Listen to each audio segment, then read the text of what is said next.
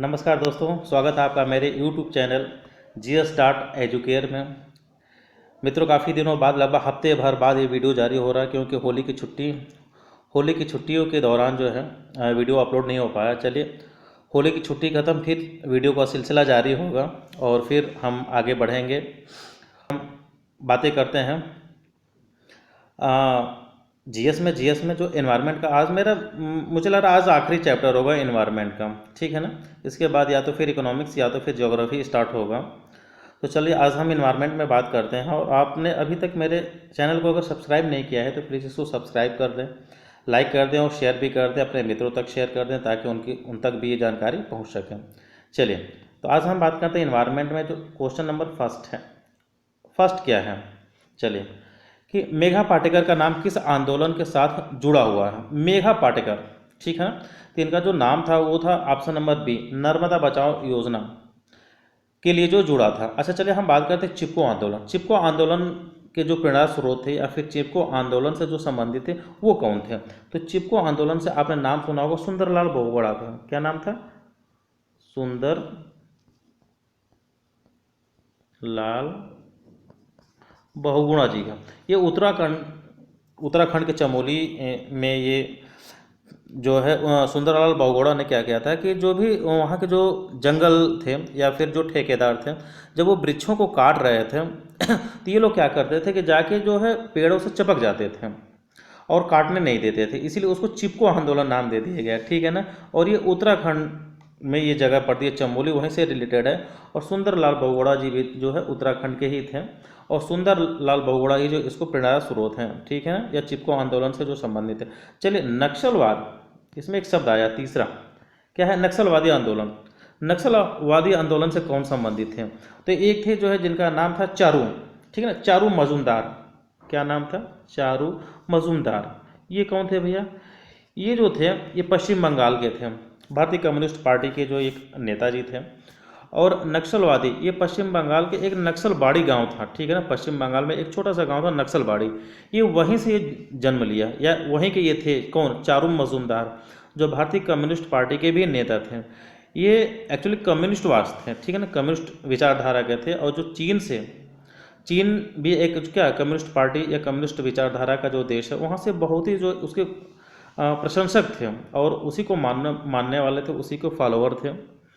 तो उन्होंने क्या किया कि अपनी मांग जो थी, इनकी जो भी डिमांड थी, मांग थी, अपनी मनवाने के लिए इन्होंने सशस्त्र यानी हथियार का उपयोग किया या प्रयोग किया। और उसके बल पे क्या किए कि जो है अपनी मांग को मनवाने के लिए सरकार से लड़ाई लड़े। जो नक्सलवादी कहे गए या नक्सलवादी आंदोलन से रिलेटेड थे, कौन? चारू मजूमदार। चलिए, मैंने बता दिया चिपको आंदोलन के कौन थे? आपके सुंदरलाल बहुगुणा जी। मेघा पाटेकर नर्मदा बचाओ आंदोलन से, नक्सलवादी आंदोलन से चारू मजूमदार, ठीक है। नेक्स्ट है आपका क्वेश्चन नंबर दो क्या है?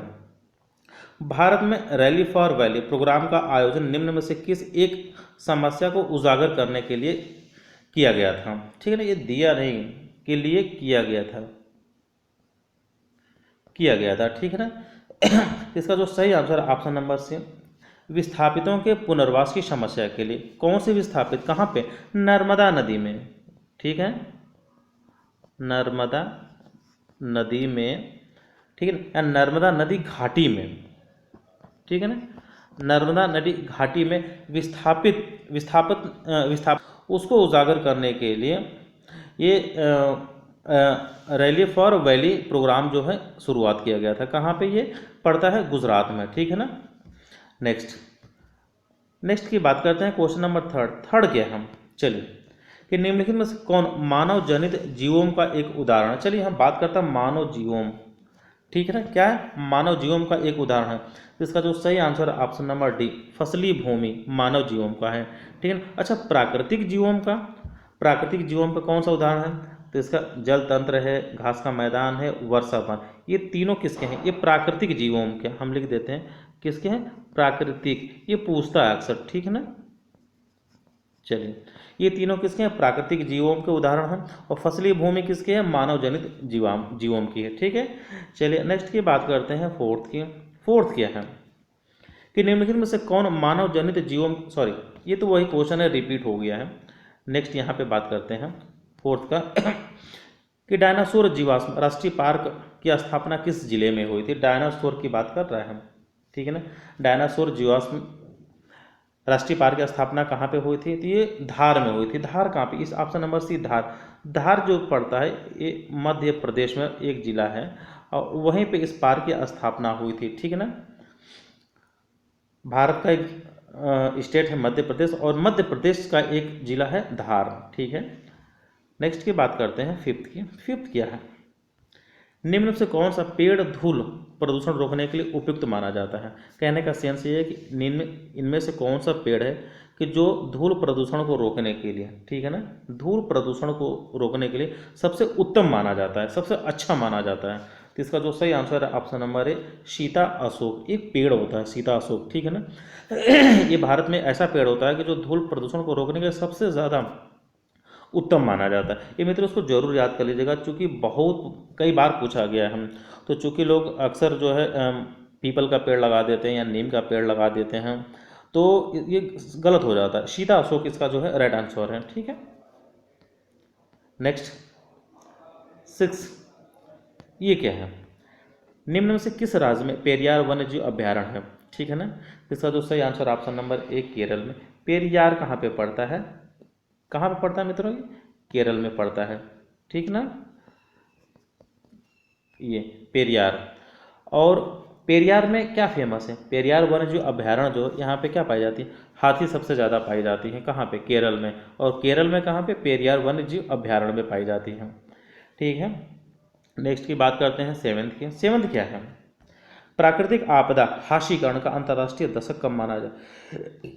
इसका जो सही आंसर है ऑप्शन नंबर डी 1990 और 99 के बीच, ठीक है ना।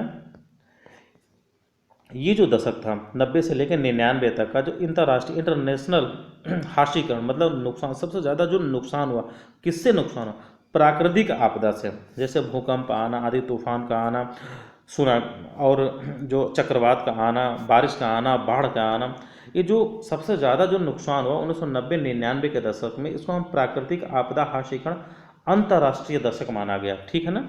ये बहुत बार पूछा गया है, तो इसका सही आंसर है 1990 से लेकर 1999 तक, ठीक है। नेक्स्ट की बात करते हैं क्वेश्चन नंबर 8 की। क्या है कि निम्नलिखित में से किसे मेगा डाइवर्स देश के रूप में जाना जाता है। पहले तो जान लीजिए मेगा डाइवर्स देश क्या होता है। इसका जो सही आंसर ऑप्शन नंबर, देखिए इसमें 2 ऑप्शन है बी एंड डी, ठीक है ना, बी एंड डी, यानी ऑस्ट्रेलिया और भारत। पहले जान लीजिए कि मेगा डाइवर्स देश क्या होते हैं। मेगा डाइवर्स देश वो देश होते हैं कि जिस देश में पृथ्वी की अधिकांश प्रजातियां पाई जाती हैं। कैसी प्रजातियां भाई, जीवों की, जंतुओं की, वनस्पतियों की, सबसे ज़्यादा जो प्रजातियां पाई जाती हैं जिस देश में, वो मेगा डाइवर्स देश के श्रेणी में आते हैं। तो ऐसे कौन कौन से विश्व में देश हैं कि जो मेगा डाइवर्स देश के रूप में आते हैं, चलिए जान लेते हैं। तो जान लीजिए कि चीन है, ठीक है ना, दक्षिण अफ्रीका है, ठीक है, अमेरिका जिसको हम यूएसए बोलते हैं, अमेरिका है, ठीक है, भारत है, ऑस्ट्रेलिया है। विश्व में ये जो देश हैं चीन, दक्षिण अफ्रीका, अमेरिका, भारत और ऑस्ट्रेलिया, ये सबसे ज़्यादा मेगा डाइवर्स देश के रूप में जाने जाते हैं, ठीक है। नेक्स्ट की बात करते हैं नाइन्थ की। नाइन्थ क्या है, निम्नलिखित में से कौन सदाबहार फल वृक्ष है, फल वृक्ष है। तो इसका जो सही आंसर है ऑप्शन नंबर डी लोकाट, सदाबहार, यानी इसको हम इंग्लिश में क्या बोलते हैं, ईवरग्रीन, ठीक है ना। इनमें से कौन सा ईवरग्रीन फ्रूट्स है, यानी सदाबहार फल वृक्ष है, लोकाट। लोकाट का जो सबसे ज़्यादा उत्पादन होता है वो कहाँ पे होता है, वो जापान में होता है, ठीक है ना। सबसे ज़्यादा उत्पादन लोकाट का कहाँ पे होता है, जापान में होता है, और ये ईवरग्रीन पेड़ होते हैं। नेक्स्ट की बात करते हैं 10th की। क्वेश्चन नंबर 10 क्या है कि भारत अनुश्रवण युक्ति सोडार कहाँ स्थापित है, ठीक है ना। यह भारत अनुश्रवण युक्ति सोडार, चलिए इसके हम बात करते हैं कहाँ कहाँ भारत में स्थापित है। तो पहले जो इसका सही आंसर जान लीजिए कि ऑप्शन नंबर डी कैगा तथा कल्पक्कम में। इसके अलावा कहाँ पे पाया जाता है, कैगा कल्पक्कम के अलावा तारापुर में, ठीक है ना, और आपका ट्राम्बे में, ठीक है ना। ये 4 जगह भारत में स्थापित है, कहाँ पे, तारापुर में, ट्राम्बे में, कैगा में, कल्पक्कम में। क्या है भैया, मौसम अनुश्रवण युक्ति सोडार, ये भारत में 4 जगह स्थापित हैं, इसको जरूर रट लीजिएगा। ठीक है ना, ये कई बार पूछा गया है। तो ये भारत में 4 जगह स्थापित है, कैगा में, कलपक्कम में, तारापुर में और ट्राम्बे में। क्या है? मौसम अनुश्रवण युक्ति सोडार है। नेक्स्ट की हम बात करते हैं 11 के। 11 क्या है? ठीक है, देश में विंटर लाइन की प्राकृतिक परिघटना किस नगर में दिखाई देती है? चलिए, विंटर लाइन, ठीक है ना, विंटर लाइन की जो प्राकृतिक परिघटना होती है कहाँ कहाँ दिखाई पड़ती है? तो भारत में जो है मसूरी में दिखाई देती है। मसूरी कहाँ पे है? उत्तराखंड में, जिसको हम शॉर्ट में यूके बोलते हैं, उत्तराखंड, ठीक है ना। इसके अलावा कहाँ पूरे विश्व में दिखाई देती है? तो कहाँ पे दिखाई देती है? स्विट्जरलैंड में। कहाँ पे दिखाई देती है मित्रों? स्विट्जरलैंड में। ये होती क्या है विंटर लाइन प्राकृतिक परिघटना? ये अक्सर जो अक्टूबर होता है ना हमारा, अक्टूबर से लेके जनवरी तक, ठीक है, अक्टूबर से जनवरी के बीच में जब सूर्य शाम होती है, यानी सूर्य जब ढलता है, उस समय ये परिघटना होती है और उसी समय ये विंटर लाइन बनती है। और भारत में आपके मसूरी में बनती है, और हम विश्व की बात करें तो स्विट्जरलैंड में बनती है। और कब ये परिघटना कब बनती है? पूरे साल में अक्टूबर से लेकर जनवरी के मध्य बनती है, ठीक है। नेक्स्ट की हम बात करते हैं क्वेश्चन नंबर 12। 12 क्या है कि भारत का राष्ट्रीय सामुद्रिक पार्क कहाँ अवस्थित है? राष्ट्रीय सामुद्रिक पार्क कहाँ पर अवस्थित है? तो ये कच्छ में। कच्छ कहाँ पे है? गुजरात में। गुजरात का एक जिला है जामनगर। क्या है? जामनगर। जामनगर जिला में कच्छ एक जगह है, वहीं पे क्या है? भारत का राष्ट्रीय सामुद्रिक पार्क है, ठीक है। ये भी बहुत बार पूछा गया है, ठीक है। नेक्स्ट की बात करता हूँ 13 क्वेश्चन नंबर 13। 13 क्या है? भारत का भीतरकनिका राष्ट्रीय पार्क कहाँ पे अवस्थित है? भीतरकनिका ये उड़ीसा में पड़ता है। भारत के उड़ीसा में भीतरकनिका राष्ट्रीय पार्क पड़ता है, जो कि बहुत ही ज़्यादा इम्पॉर्टेंट है जैव विविधता के मामले में भी।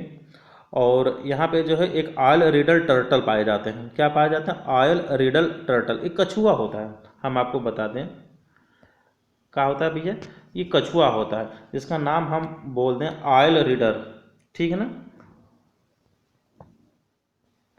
Oil रीडल turtle.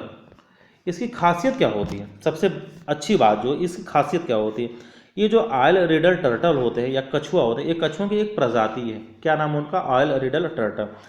ये भीतरकनिका राष्ट्रीय पार्क में आते हैं, यानी उड़ीसा के तट पे आते हैं। कहाँ से आते हैं? ये दक्षिण अफ्रीका से और ऑस्ट्रेलिया से आते हैं। और यहाँ पे किस लिए आते हैं? प्रजनन के लिए आते हैं। और थोड़ी मोड़ी की संख्या में नहीं आते, ये कई लाख की संख्या में आते हैं, ठीक है ना। और ये क्या होते हैं, फिर वहाँ पे अपना जो है प्रजनन करते हैं, और प्रजनन के बाद जो फिर ये वापस ऑस्ट्रेलिया और कहाँ पे, साउथ अफ्रीका वापस चले जाते हैं। तो ये बहुत ही भीतरखंड का राष्ट्रीय पार्क जो उड़ीसा में, ये बहुत ही इंपॉर्टेंट है। और वहाँ पे ऑल रिडल टर्टल जो होता है यहाँ पे जो है पाया जाता है। नेक्स्ट की बात करते हैं क्वेश्चन नंबर 14 की। 14 क्या है कि उत्तर प्रदेश में प्रथम बायोटेक पार्क कहाँ स्थापित किया गया? तो इसका जो सही आंसर है ऑप्शन नंबर सी, लखनऊ में। कब किया गया भैया? 21 मई को, 21 मई 2003 को ये स्थापित किया गया। उत्तर प्रदेश का पहला बायोटेक पार्क है, ठीक है। लास्ट वन, लास्ट है ये क्वेश्चन नंबर 15। सुनामी की उत्पत्ति किसके द्वारा होती है? सुनामी 2004 में आई थी, जैसा कि आप लोगों को पता है। सुनामी क्या है? एक सामुद्रिक लहर, सामुद्रिक तूफान आया था, या भूकंप भी कह सकते हैं। भूकंप तो नहीं होता, लेकिन जब परिभाषा आप पढ़ेंगे तो भूकंप की ही एक श्रेणी है, और तूफान है। इसके जो सही आंसर है कि भूकंप, सुनामी की जो उत्पत्ति होती है वो ऑप्शन नंबर सी, समुद्र के भीतर उत्पन्न होने वाले भूकंप से होती है। आप कहेंगे समुद्र के नीचे भी भूकंप आता है क्या? पानी के भी अंदर भूकंप आता है? जी। होता क्या है कि जो हमारे सुनामी होती है ना, ये तरंग होती है, और तरंग नहीं, तरंगों की एक श्रृंखला होती है। ढेर सारी तरंगों को मिलकर एक श्रृंखला बनती है। ये क्या करती हैं? जो हमारे महासागर या समुद्र हैं, समुद्र के नीतल में, नीतल का मतलब नीचे, ये क्या कहते हैं कि इनका जो है ये आपसे जब विखंडन होता है या फिर परिवर्तन होता है, तो उस जो भौगोलिक परिवर्तन आते हैं नीचे, उस परिवर्तन के कारण क्या होता है, वहाँ पे ज्वालामुखी आती है, भूकंप आते हैं, या फिर भूस्खलन होते हैं। उनके कारण क्या होता है कि जो तरंगे उत्पन्न होते हैं, और तरंगों क्या होते हैं कि एक ढेर सारी तरंगे मिलकर एक श्रृंखला बन जाती हैं जो सुनामी उत्पन्न करती हैं। जो अच्छा, कई बार जो सुनामी की स्पेलिंग पूछा गया, आपको मैं बता दूं, बहुत से एग्जाम्स में, इवन इंटरव्यू में भी पूछा गया कि सुनामी की स्पेलिंग क्या होती है। तो सुनामी की जो स्पेलिंग होती है टी से शुरू होती है मित्रों। टी क्या होता है? साइलेंट होता है। फिर SUNAMI होता है, ठीक है ना। TSUNAMI होता है सुनामी की स्पेलिंग। ये जरूर रट लीजिए क्योंकि टी इसमें साइलेंट होता है और कई बार पूछा भी गया है। ठीक है, चल ये रहा आज का मेरा क्वेश्चन। आप अभी तक मेरे चैनल को सब्सक्राइब नहीं किए हैं तो प्लीज़ इसको सब्सक्राइब कर लें, और यूट्यूब पे GS.educare के नाम से सर्च करेंगे तो ये मेरा रेड कलर का लोगो दिखाई देगा, यही मेरा चैनल है यूट्यूब पे। और आप अपने मित्रों को भी सबको ये शेयर कर दें ताकि ये जानकारी सब तक पहुंचती जाए। ठीक है मित्रों, थैंक यू सो मच।